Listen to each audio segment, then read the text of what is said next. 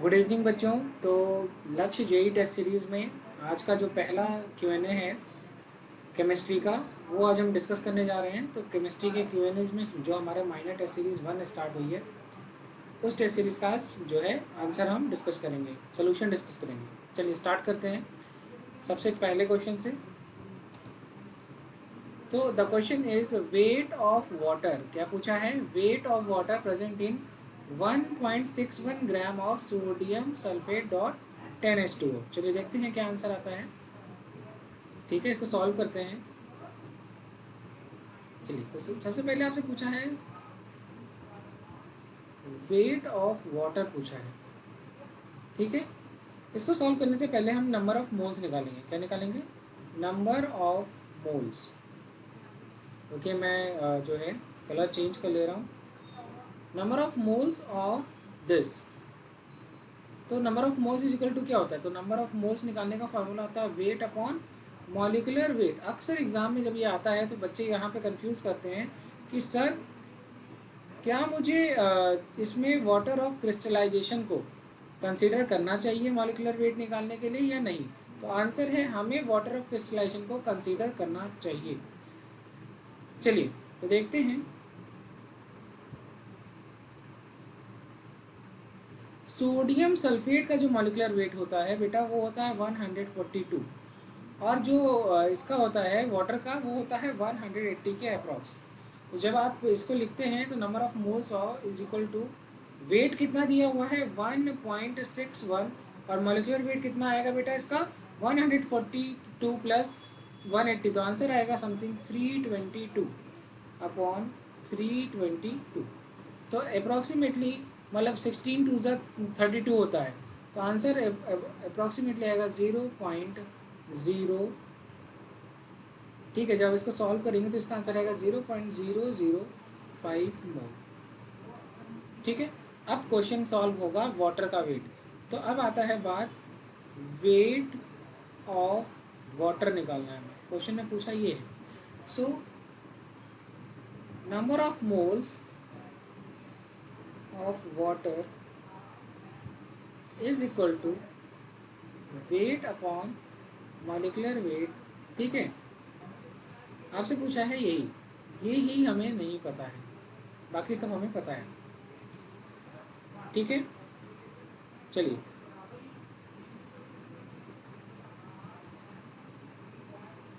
उसको सॉल्व करते हैं।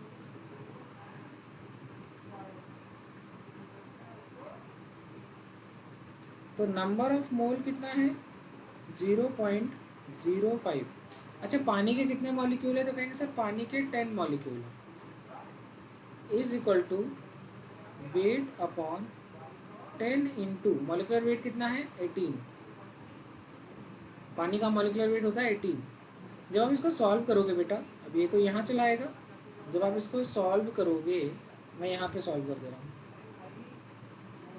तो weight of water is equal to 0.0, एक और ज़ीरो लगा लीजिएगा, 0.5 इंटू 10 इंटू 18। ठीक है, और जब आप इसको सॉल्व करेंगे तो आंसर आएगा अप्रॉक्सीमेटली 0.9 ग्राम। ठीक है, नोट कर लीजिए, इसको देखिए। ठीक है, तो अब आपको पूरा समझ में आ गया कि क्या क्या कहाँ पर लिखा हुआ है। चलिए बच्चों, तो नेक्स्ट क्वेश्चन करते हैं। चलिए ये क्वेश्चन देखते हैं बच्चों। इस क्वेश्चन में दिया है कि आपसे पूछा है कि how many gram of oxygen required to burn completely 570 gram of octane. आसान है, पहले इस रिएक्शन को लिखते हैं C8H18 प्लस O2। अभी टूटेगा तो क्या बनाएगा? तो कोई भी हाइड्रोकार्बन जब उसका कंबशन होता है या बर्निंग होती है तो वो बनाता है कार्बन डाइऑक्साइड और वाटर। ये इसकी रिएक्शन है। अब यहाँ पर हम इस रिएक्शन को बैलेंस करने जा रहे हैं। ठीक है, इसको लिखिए, ये हो जाएगा आपका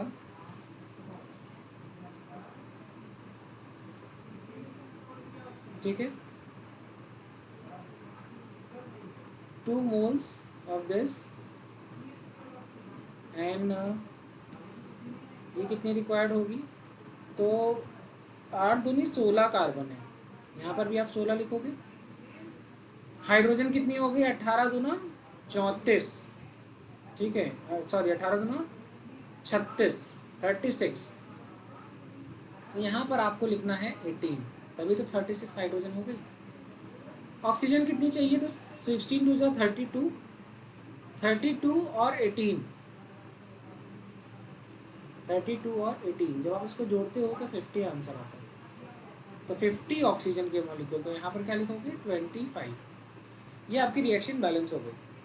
अब आपसे पूछ रहा है कि अगर हमने मान लीजिए इसका, जब आप इसका 2 मोल लेते हो, जब आप इसका 2 मोल लेते हो तो ये 25 मोल चाहिए। तो 2 मोल के लिए आपको 25 मोल चाहिए। तो ये कितना बनेगा, ये जो भी बनता है हमें उससे मतलब नहीं, मतलब ये कम्प्लीटली कंबस्ट होगा। अगर आप इसका 570 ग्राम ले रहे हो, कितना ले रहे हो, 570 ग्राम, 570 ग्राम। अब देखिए C8H18 लिखा हुआ है, तो ये हो गया 8 इंटू 12 प्लस 18 इंटू 1।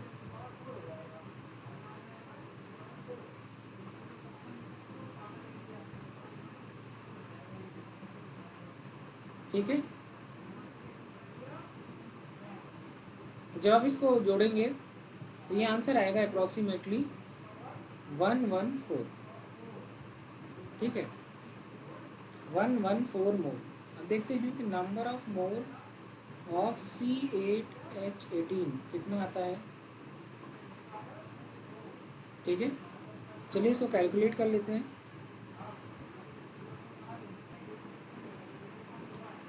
चलिए तो इसको सॉल्व कर लेते हैं, देखते हैं।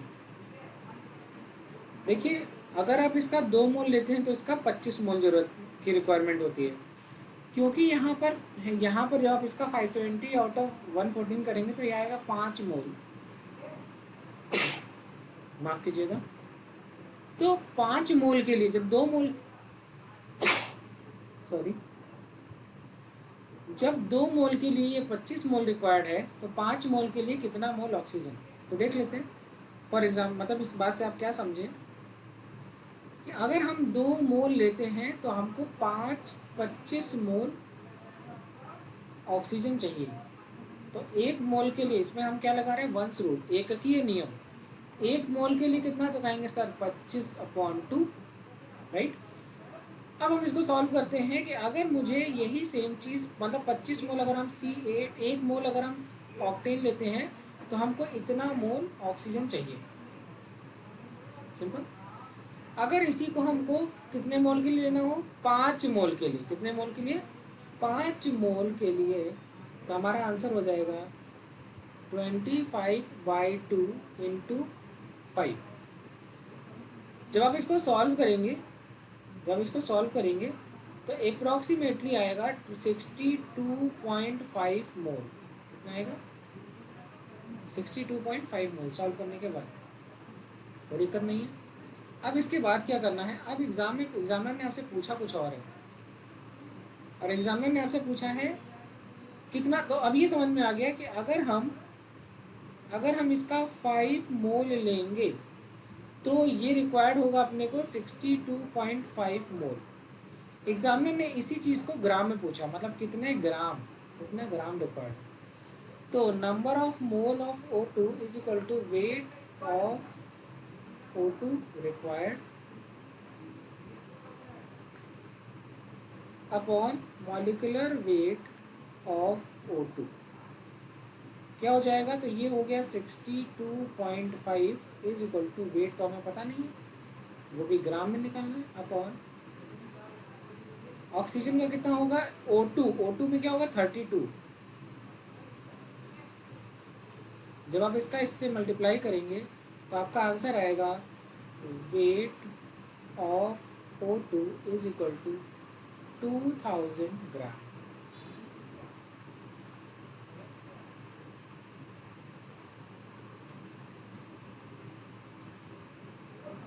अच्छा, तो सब कुछ मेरे पीछे लिखा हुआ है, ओके।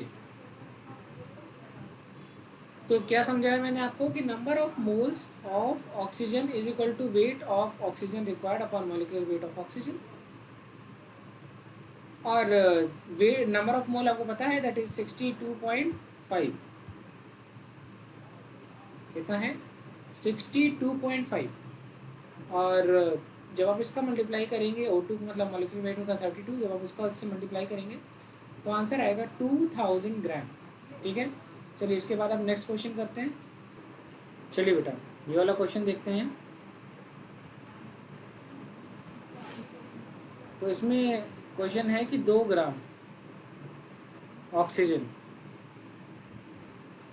जब आप इसको सॉल्व करेंगे, इसमें वही सेम फार्मूला है, नंबर ऑफ मोल, सबके नंबर ऑफ मोल निकालने हैं आपको, सबके नंबर ऑफ मोल निकालने हैं। The number of moles of O2। अच्छा, एटम पूछा है, नंबर ऑफ एटम। चलिए देखते हैं, दोनों ही तरीके से सॉल्व हो जाएगा।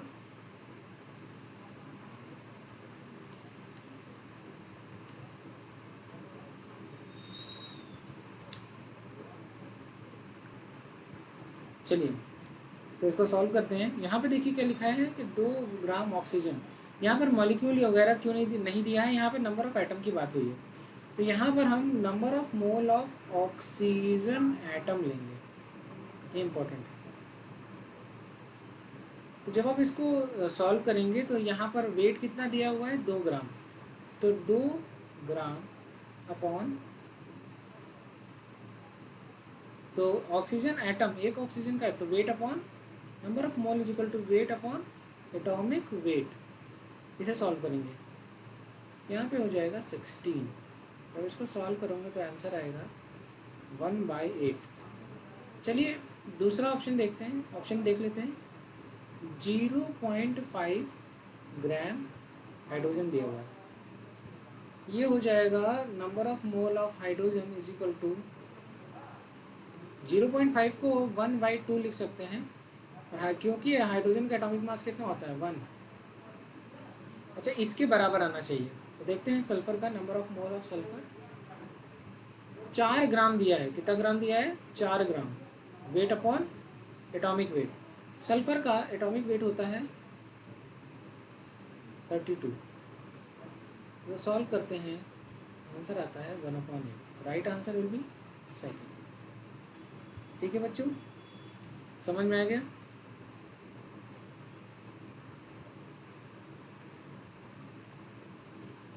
चलिए नोट कर लीजिए, आगे बढ़ते हैं। चलिए बच्चों इसको सॉल्व करते हैं। यहाँ पे दिया हुआ है number of gram molecule, actually ये आपसे नंबर ऑफ मोल आपसे ये पूछ रहे हैं number of mole of O2, simple, in 6.02 into 10⁻24 CO2 molecule. यही एक इनडायरेक्टली आपसे पूछना चाह रहे हैं। तो इन्होंने दिया है 6.02 into 10⁻24 molecule of CO2। 1 CO2 molecule में कंटेन्स 1 कार्बन एटम और 1 O2 मॉलिक्यूल। एक कार्बन डाइऑक्साइड में एक कार्बन एटम, एक कार्बन डाइऑक्साइड मॉलिक्यूल, एक कार्बन एटम और एक ऑक्सीजन की मॉलिक्यूल से मिलकर के बना है।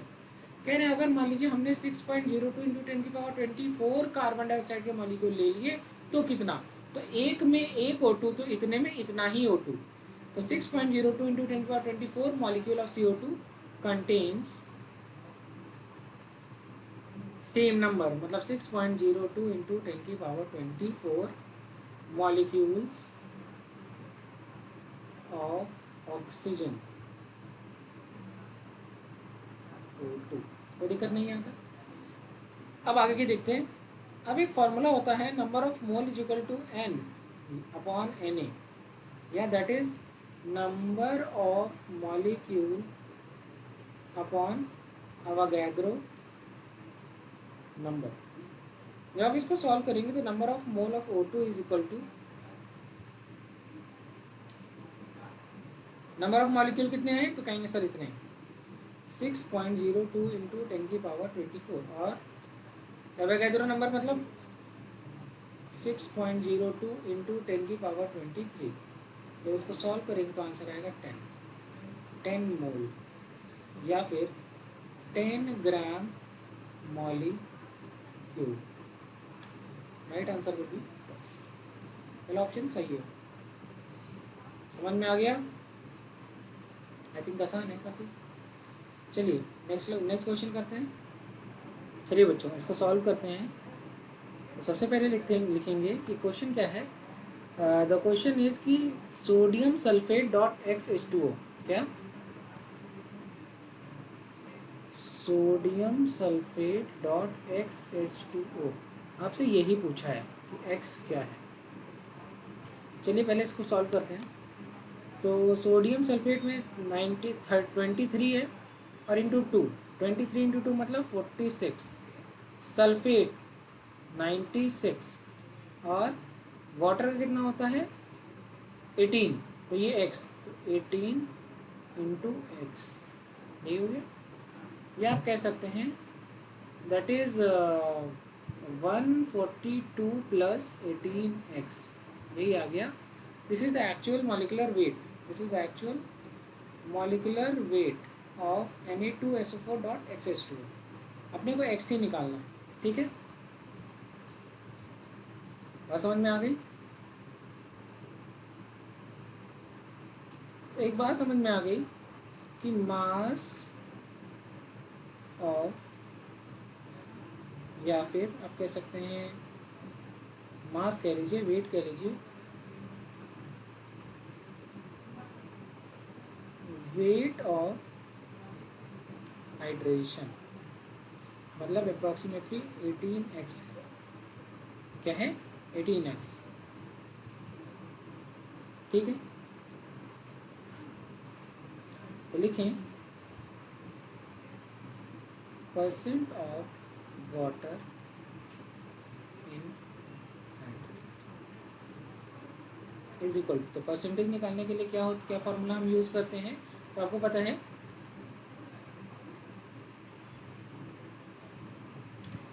जिसका भी हमें परसेंटेज निकालना है तो आपको पता है एग्जामिनर ने आपको कितना दिया है 55.9। इसको तो कभी भी परसेंटेज निकालते हैं, जैसे मान लीजिए आपको 10% निकालना है सोडियम का, एक एग्जांपल है। तो जितने टोटल सोडियम है तो टोटल सोडियम कितना हो गया 46 अपॉन ओवरऑल जो भी मॉलिक्यूलर वेट है, मतलब 142 प्लस 18x इंटू 100, यही होता है ना, यही तरीका होता है कभी भी किसी भी चीज़ का परसेंटेज निकालना होता है। तो इसी तरीके से हम यहाँ पे भी सॉल्व करेंगे। यहाँ पर पानी है, वाटर, तो वाटर कितना होता है तो कहेंगे सर 8 कितना है, तो कहेंगे x इंटू 18, तो 18x अपॉन 142 प्लस 18 मतलब वेट अपॉन मतलब सॉरी जिसका निकालना है उसका वेट अपॉन टोटल वेट, ठीक है। 18x इंटू 100, यही इसी तरीके से हम सॉल्व करते हैं, ठीक है। इसी तरीके से हम इसको सॉल्व करते हैं। चलिए आगे देखते हैं, इसको और सॉल्व करने की कोशिश करते हैं। ये हो गया आपका परसेंटेज और ये हो गई सारी चीज़ें, ठीक है। तो जब आप इसको सॉल्व करेंगे तो ये 100 से इसका मल्टीप्लाई करेंगे तो ये हो गया 1800x, ठीक है, इज इक्वल टू, अब इतने का मल्टीप्लाई इससे करेंगे तो सबसे पहले जब आप इसका इससे मल्टीप्लाई करेंगे तो आएगा 7937.8 प्लस 1006 और यहाँ पे कितना है 1006 और ये हो गया आपका x, चलिए ठीक है 1006 अप्रॉक्सीमेटली आ रहा है, मतलब आपने 18x का मल्टीप्लाई 55.9 से किया है तो आपका आंसर आ रहा है समथिंग अबाउट 1006.2.3 समथिंग ऐसा आएगा, बट हमें अप्रॉक्सीमेट वैल्यू रखना है 1006x। चलिए अब जब आप इसको फर्दर सॉल्व करते हैं तो ये हो जाएगा, नोट करें,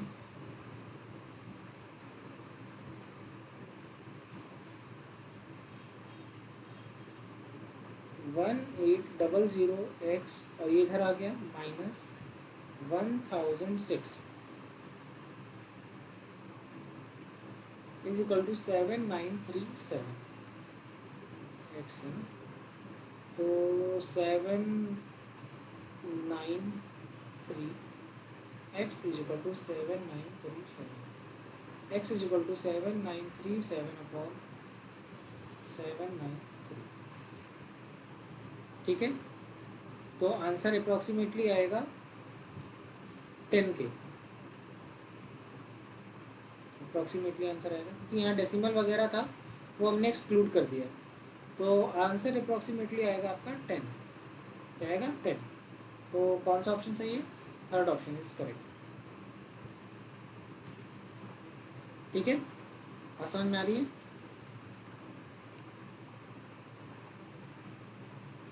चलिए नेक्स्ट क्वेश्चन करते हैं। चलिए, द क्वेश्चन इज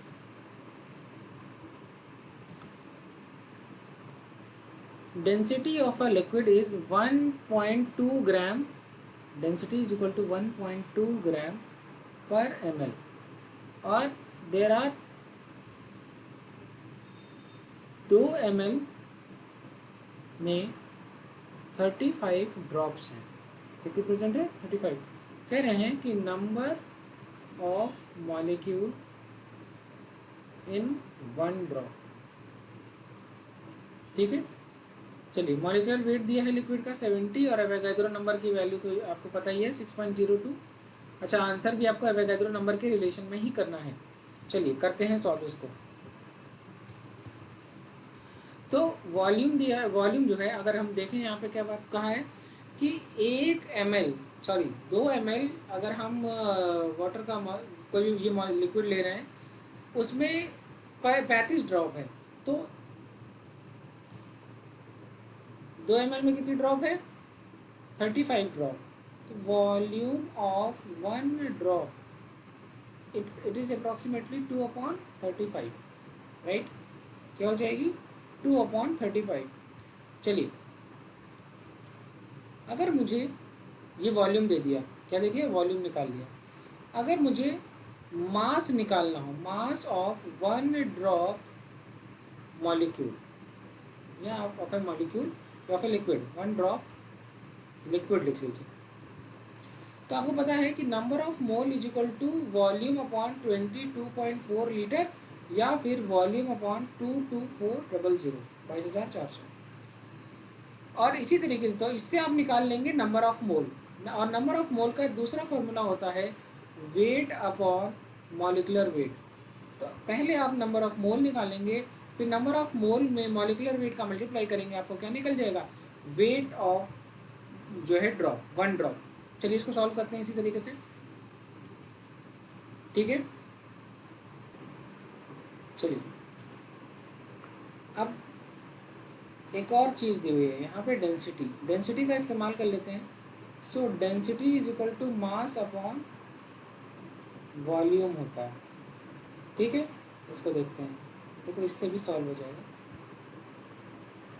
तो डेंसिटी आपको जो दी गई है वो है 1.2 और मास आपको 1 ड्रॉप का निकालना है, ये तो नहीं पता है, लेकिन वॉल्यूम पता है, दैट इज 2/35। अगर आप इसका इससे मल्टीप्लाई करते हैं,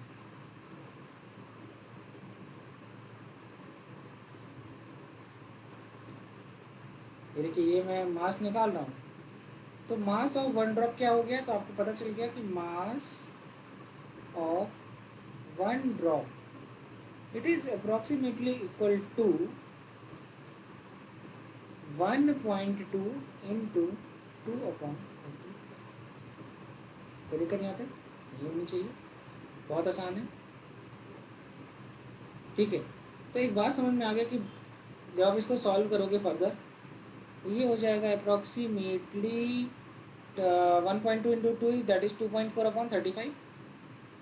क्योंकि मैं अपना कैमरा बंद कर दे रहा हूँ ताकि आपको ये पूरा स्पेस मिल जाए। क्वेश्चन को सॉल्व करने का। तो ये देखिए, ये हो गया 2.4/30। कोई दिक्कत यहाँ तक? अब हम लोग इसके आगे का क्वेश्चन सॉल्व करते हैं। इसके आगे का क्वेश्चन है, the question is the number of molecule in one drop. ठीक है, चलिए अब इसको सॉल्व करने के लिए हमें क्या पता चलता है, मास हमें पता है और हमको निकालना है number of molecule in one drop.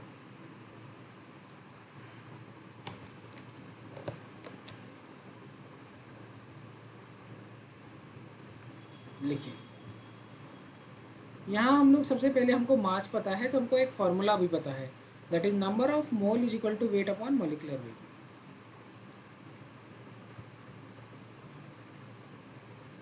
It is number of mole is equal to weight upon molecular wait.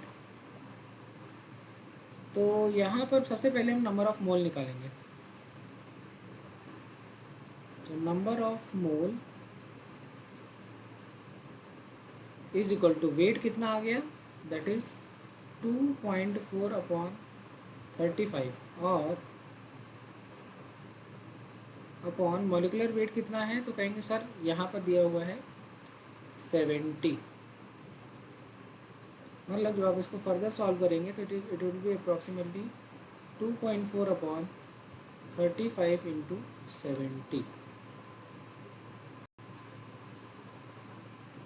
ठीक है,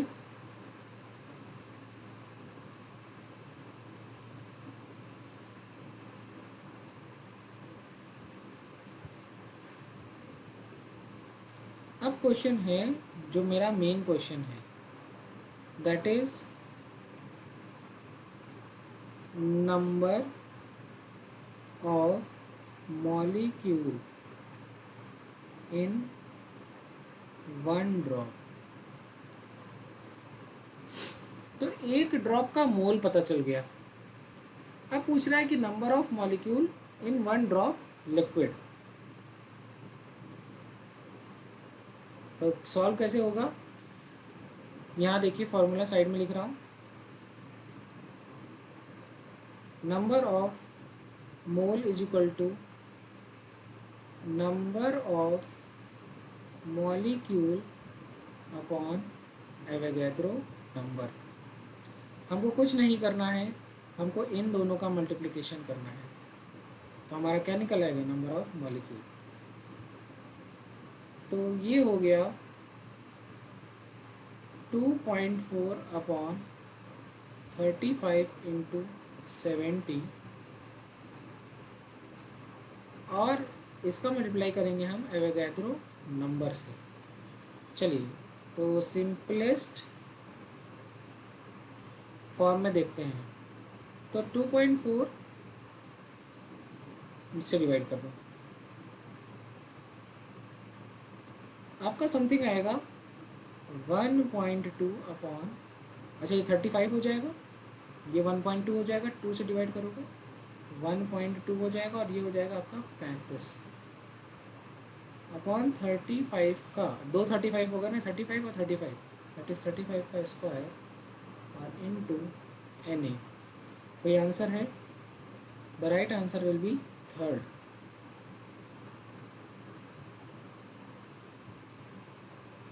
ठीक है, समझ में आ गया? चलिए बच्चों, तो ये वाला क्वेश्चन सॉल्व करते हैं।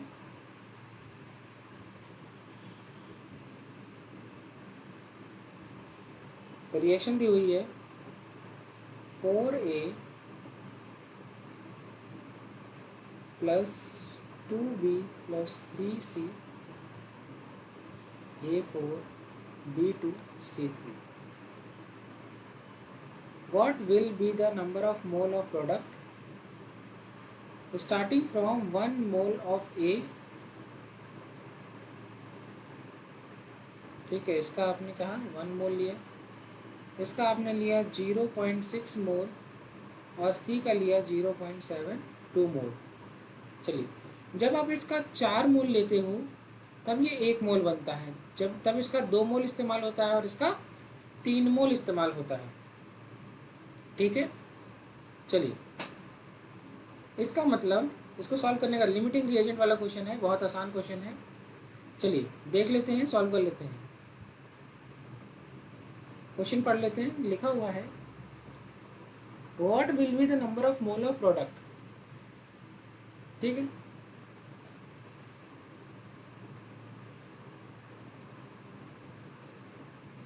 कुछ मत करिए।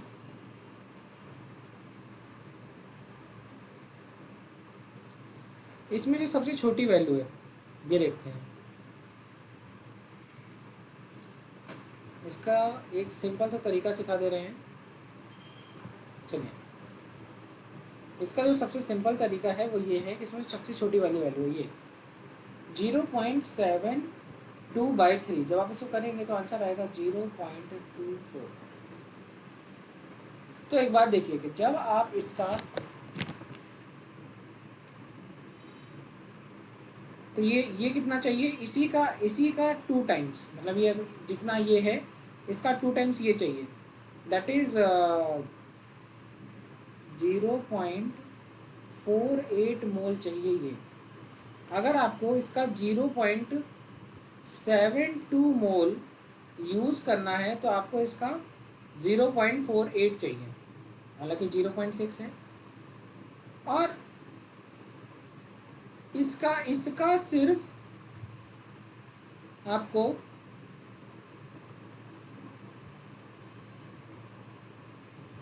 कितना चाहिए, 0.24 का 4 टाइम्स, दैट इज 0.24 into 4। ठीक है, इट विल बी अप्रॉक्सीमेटली 0.96 मोल। अगर इसका 0.72 मोल यूज होगा तो इसका रिक्वायरमेंट, तो ये कितना बनेगा ये बता दे रहे हैं, ये बनेगा आपका 0.24 मोल।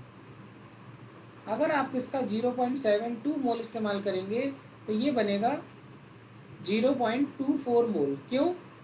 क्योंकि जब आप इसका 3 मोल लेते हो तो ये 1 मोल बनता है, तो जब आप इसका 0.72 लेते हो तो ये बनता है 0.72/3, that is 0.24 mole. The right answer is this.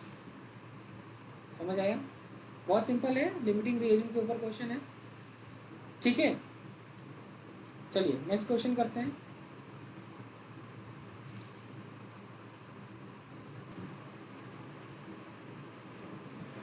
चलिए बच्चों, तो ये क्वेश्चन करते हैं। कह रहे हैं कि sulphur trioxide is prepared by following 2 step reaction. How many gram of sulphur trioxide are produce from 1 mole of acid. चलिए, जब आप 1 मोल एसिड यूज़ करते हैं तो यहाँ से रिएक्शन शुरू हुई, यहाँ ख़त्म हुई, तो 2 मोल SO3 बनता है। समझ में आ गया? अगर मैं आप इसका 1 मोल लेता हूँ तो ये कितना बनता है, 2 मोल। ठीक है,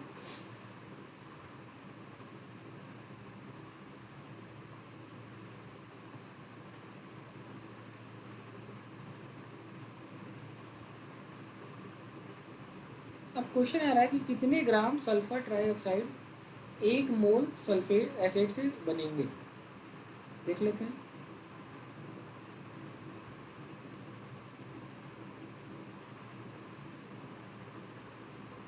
चलिए, ये थोड़ा सा गलत हो गया, एक छोटी सी गलती कर दी मैंने। देखिए यहाँ से, ठीक है, अगर आप इसका 1 मोल लेते हैं तो 8 मोल SO2 बनता है। 2 मोल SO2 से 2 मोल SO3 बन रहा है। तो अगर 8 मोल SO2 है तो 8 मोल SO2 से 8 मोल SO3 बनेगा ना। इसका मतलब अगर आपने 1 मोल S8 लिया है, अल्टीमेटली 8 मोल SO3 बनेगा। लो, हो गया क्वेश्चन सॉल्व। तो देखते हैं इसको सॉल्व कर देते हैं यहाँ पर। तो number of mole is equal to weight upon molecular weight, यही होता है। तो 8 mole is equal to weight भी पूछा है of S8 upon molecular weight कितना होगा, तो SO3 का, तो 16 3 जा 48 और 32, तो आंसर आ जाएगा 80, 80, दैट इज 8 इंटू 80। तो weight of SO3 is equal to 8 8 जा 64, 640 ग्राम आंसर। ठीक है, चलिए नेक्स्ट क्वेश्चन करते हैं। आसान है, बहुत आसान था। चलिए ये क्वेश्चन देख लेते हैं। यहाँ पे पूछा है कि इनको इंक्रीजिंग ऑर्डर ऑफ मासेस, तो number of mole is equal to weight upon molecular weight. 0.5 moles of ozone, तो weight of ozone upon molecular weight कितना है, तो जब इसको करोगे तो 1/2 is equal to weight of O3 upon molecular weight कितना होता है, 16 3 जा 16 2 जा 32, 16 3 जा 48, तो अप्रॉक्सीमेटली 24 ग्राम आएगा। ठीक है, तो इसको सॉल्व करोगे, इसको यहाँ डालोगे फिर डिवाइड करोगे तो ये आएगा 0.5, that is 1/2 is equal to weight of oxygen atom, oxygen upon 16, तो अप्रॉक्सीमेटली 8 ग्राम आएगा, क्या आएगा 8 ग्राम। नंबर ऑफ मोल्स of O2 is equal to weight, sorry, N upon Na, that is 3.011 into 10 की power 23 upon 6.02 into 10 की power 23, approximately 1/2 is equal to weight of O2 upon 32, तो ये हो जाएगा approximately 16 ग्राम। ठीक है, और चौथा देख लेते हैं। 5 number of mole is equal to volume upon 22.4, मतलब 5.6 upon 22.4, approximately counts of base 1/4, that is 0.2 1/4 मान लो। चलो इज इक्वल टू, अब इसके बाद नंबर ऑफ मोल का दूसरा formula wait upon molecular wait, तो वेट तो नहीं पता, अब मॉलिकुलर वेट कितना होता है कार्बन डाइऑक्साइड का 44, तो दैट इज इक्वल टू ये 44 अब यहाँ मल्टीप्लाई में जाएगा, 44/4 लो 11, तो आंसर क्या आएगा 11 ग्राम CO2। मास की बात कर लेते हैं, तो आंसर हो गया तुम्हारा सबसे पहला, तो फर्स्ट हो गया 24 ग्राम, फर्स्ट के बाद 3 हो गया, 3 के बाद 2 हो गया, नहीं फर्स्ट के बाद 3, 3 के बाद 4, 4 के बाद 2, 1342 पहला ऑप्शन 1342। ठीक है, मैं अपना कैमरा बंद कर ले रहा हूँ, एक बार देख लीजिए आपको। चलिए ये क्वेश्चन सॉल्व करते हैं, बहुत अच्छा क्वेश्चन है। इसमें पूछा गया है कि determine the empirical formula of Kevlar, empirical formula निकालना है किसका, केल्वार, जो which is use in making bullet proof vest. ठीक है, तो यहाँ पर कार्बन, हाइड्रोजन, नाइट्रोजन और ऑक्सीजन दिया है। अब ये दिया है 70.6%, ये दिया है 4.2%, ये है 11.8% और ऑक्सीजन है 13.4%। ठीक है, कोई दिक्कत नहीं है। कार्बन का तो जाहिर सी बात है परसेंट वेट को ही ग्राम वेट मान लेते हैं, तो यहाँ पर क्या सॉल्व करेंगे, इसको इसके एटॉमिक वेट से डिवाइड कर देंगे।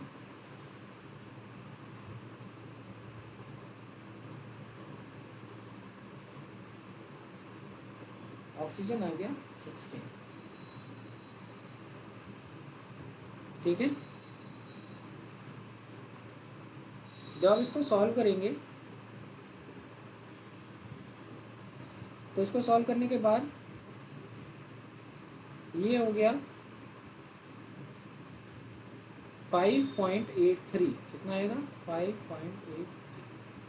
इसको जब आप सॉल्व करेंगे तो ये आएगा 4.2, ये आएगा 0.84 और ये भी अप्रॉक्सीमेटली 0.84 ही आएगा। ठीक है, अब आपको पता है कि जब कभी भी ऐसा होता है तो जो सबसे छोटी वैल्यू होती है उसको डिवाइड करते हैं। तो इस सब का डिवीजन सबसे छोटी वैल्यू चाहे इसको मानो चाहे इसको, एक ही बात है। 0.84 से डिवाइड करेंगे, इसको भी 0.84 से डिवाइड करेंगे, 0.84 से डिवाइड करेंगे और 0.84 से डिवाइड करेंगे। ओके, मैं अपना कैमरा बंद कर लेता हूँ।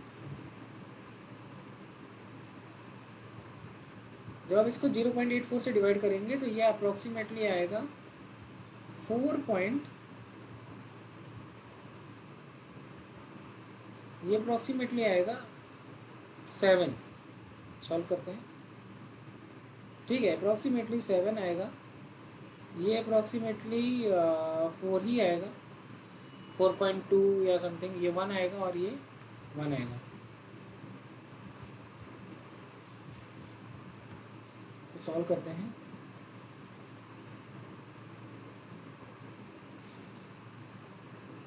तो ये समझ में आ गया कि C7H5NO, right answer will be this, C7H5NO। Sorry, माफ कीजिएगा, ये लिखा हुआ है, ठीक है। नेक्स्ट क्वेश्चन करते हैं।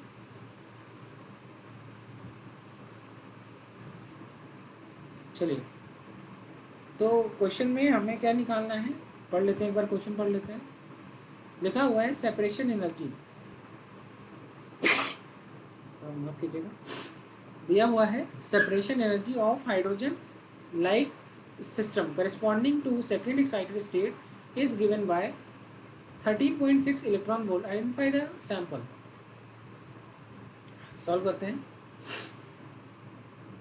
तो सेपरेशन एनर्जी कितनी दी हुई है बेटा, 13.6 इलेक्ट्रॉन वोल्ट। देखिए, सेपरेशन एनर्जी कितनी दी हुई है, 13.6 इलेक्ट्रॉन वोल्ट,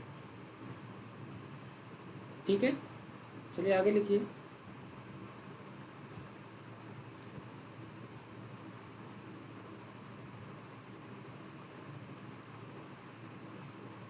ये हमें पता नहीं है, ठीक है।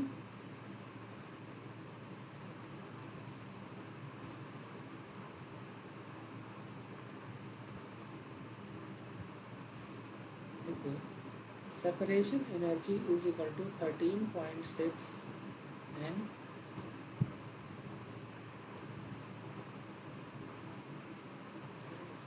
Z स्क्वायर,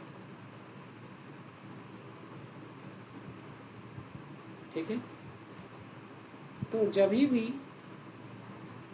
भी आपको क्या दे दिया जाए, सेकेंड एक्साइटेड स्टेट, मतलब N1 की वैल्यू 3 है, कितनी होगी, 3, इसे सही करिए।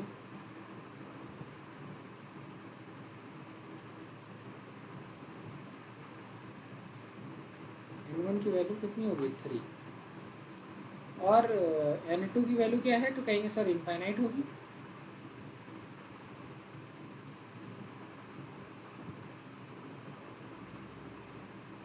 ठीक है, चलिए अब इसको सॉल्व करिए। हमको एटॉमिक नंबर ही निकालना है, बाकी सारी चीज़ें तो दी हुई हैं। लिखिए, ऐसी कितनी है, तो कहेंगे sir 13.6 is equal to 13.6 into, ये हमें पता ही नहीं है, अपॉन n क्यूब। तो N1 की वैल्यू कितनी है, 3 का स्क्वायर, करिए 3 का स्क्वायर। अब ये देखिए, so Z square is equal to 13.6 into 3 का स्क्वायर अपॉन 13.6, तो Z square is equal to 3 का square, Z is equal to क्या आ जाएगा, 3, Z इज इक्वल टू 3। तो कौन सा एलिमेंट है जिसके Z की वैल्यू 3 आती है, आंसर क्या है, लिथियम। क्या होगा, लिथियम। तो the second excited state answer क्या हो जाएगा, Li+2, ठीक है। समझ में आ गया यहाँ तक। नेक्स्ट क्वेश्चन करते हैं। चलिए बेटा, इसको सॉल्व करते हैं। तो एक टेनिस बॉल है, it is weighing approximately 0.91 kg, और एक इलेक्ट्रॉन है जो कि ट्रेवल कर रहा है सेम वेलोसिटी से, मतलब टेनिस बॉल और इलेक्ट्रॉन दोनों की जो वेलोसिटी है वो सेम है। मान लीजिए tennis ball, velocity of tennis ball is equal to velocity of electron. ठीक है, चलिए आपसे पूछा गया है कि वेवलेंथ का रेशियो। ठीक है, तो चलिए हम wavelength of tennis ball is equal to, अब you know very well that lambda is equal to H upon M V, H upon M. तो mass of tennis ball is 0.91, 0.91 kilogram में ही कर लेते हैं। और वेलोसिटी आपकी कितनी है, मान लीजिए v1 और v2 तो दोनों बराबर है। और वेवलेंथ जिसे हम बात कर रही है फॉर इलेक्ट्रॉन, ये तो टेनिस बॉल के लिए हो गया। Wavelength of electron is equal to H upon, अच्छा मास ऑफ इलेक्ट्रॉन क्या होता है, अगर आप किलोग्राम में देखेंगे तो 9.1 इंटू 10⁻31 किलोग्राम, और वेलोसिटी मान लीजिए v2, दोनों सेम है। तो lambda tennis ball, wavelength of tennis ball upon wavelength of electron, तो क्या हो गया h upon 0.91 into v1, same है v1 v2, h upon 9.1 into 10⁻31 v2। तो wavelength of tennis ball upon wavelength of electron is equal to, अब ये वाला तो ऊपर चला जाएगा, ये इससे मल्टीप्लाई हो जाता है, तो 9.1 इंटू 10⁻31 अपॉन 0.91। अगर मैं ये लिखूँ कि इसको जब तुम सॉल्व करोगे तो बस अप्रॉक्सीमेटली इसको सिंप्लीफाई कर लेते हैं। 0.91 को अगर तुम दोनों का मल्टीप्लाई 10 से कर दो, कैसे कर दो, 10 से, तो ये आ जाएगा अप्रॉक्स 9.1, और ये हो जाएगा 9.1 इंटू 10⁻30, 30 हो जाएगा 30। रुकिए मैं अपना कैमरा बंद कर देता हूँ।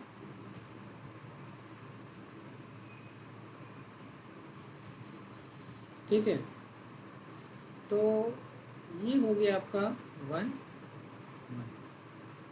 तो अप्रॉक्सीमेटली 10⁻30 अपॉन 1, तो देख लेते हैं।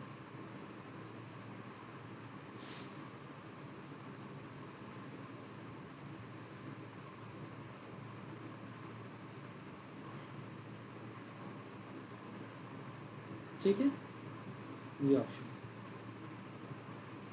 Fourth option is correct.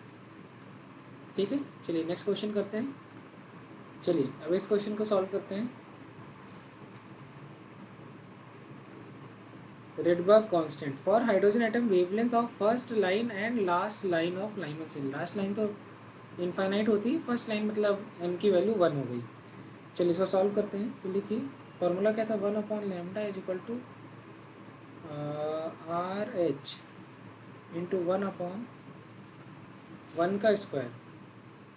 First line का मतलब n2 की वैल्यू क्या होगी 2, 1 अपॉन 2 का स्क्वायर। ठीक है, तो जब आप इसको सॉल्व करेंगे तो 1 अपॉन लैम्डा, एक्चुअली यही है मैक्सिमम भी, दैट इज इक्वल टू 4/3, 2 2 जा 4। ठीक है, आर एच। ठीक है, अगला है 1 upon lambda is equal to, अब लास्ट लाइन है तो n1 की वैल्यू 1 अपॉन 1 का स्क्वायर माइनस 1 अपॉन, लास्ट तो इनफाइनाइट ही होता है, तो आप इसको लिख सकते हैं मिनिमम, इट इज अप्रॉक्सीमेटली, यहाँ पर आर एच लिख लीजिए 1 अपॉन आर एच।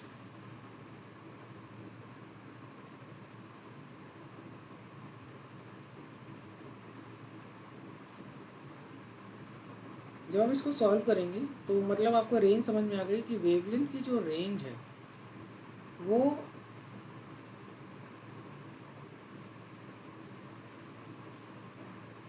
इससे तो ज़्यादा होगी, और किससे कम होगी, ये मैक्सिमम है। ठीक है, तो पहला ऑप्शन इज करेक्ट। ठीक है, चलिए नेक्स्ट क्वेश्चन सॉल्व करेंगे। तो इसमें से कौन सा पॉसिबल नहीं है?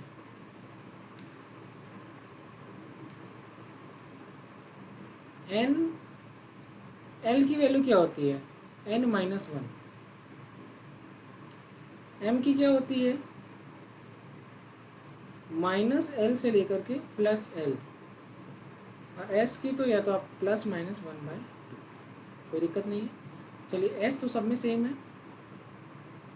अगर n की वैल्यू 2 है तो l की वैल्यू 0 हो सकती है, और अगर l की वैल्यू 0 है तो m की भी 0 हो सकती है, कोई दिक्कत नहीं है। ठीक है। n की वैल्यू अगर 3 है तो l क्या क्या हो सकता है? तो आप कहेंगे सर 0 हो सकता है, 1 हो सकता है, 2 हो सकता है। क्या क्या हो सकता है? 0 हो सकता है, 1 हो सकता है, 2 है। और अगर n की वैल्यू क्या है? 3 है, और मान लीजिए l की वैल्यू 1 आई हुई है, मतलब हो तो तीन हो सकती है, 0 1 2 हो सकती है, 0 भी हो सकती है, 1 भी हो सकती है और 2 भी हो सकती है, उससे कोई फ़र्क नहीं पड़ता। लेकिन जो l की वैल्यू है, अगर मान लीजिए l की वैल्यू 1 दी हुई है तो आपको -1 0 और +1 m हो सकता है। लेकिन अगर l की वैल्यू 1 दी है तो m की वैल्यू -2 तो नहीं हो सकती, इसी में से कोई एक होगी। तो ये पॉसिबल नहीं है, तो राइट आंसर है थर्ड। तीसरा पॉसिबल नहीं है। Find out possible number of electron having l equal to 0, l equal to 1, m equal to 0। ठीक है। For element having atomic number 25। तो लिखा हुआ है possible number of find out possible number of electrons having L is equal to 0, L is equal to 1। L is equal to 1 का मतलब ये बात कर रहे हैं पी सबशेल की, इसकी। ठीक है। तो अगर कहीं पर P है तो इसका मतलब वहाँ पर S जरूर होगा। ठीक है, क्योंकि P के बाद ही S के बाद ही P आता है। तो P में मैक्सिमम कितने हो सकते हैं? तो कहेंगे 6, और S में कितने होंगे? ठीक है, तो कहेंगे सर S में तो 2 होते हैं। ठीक है,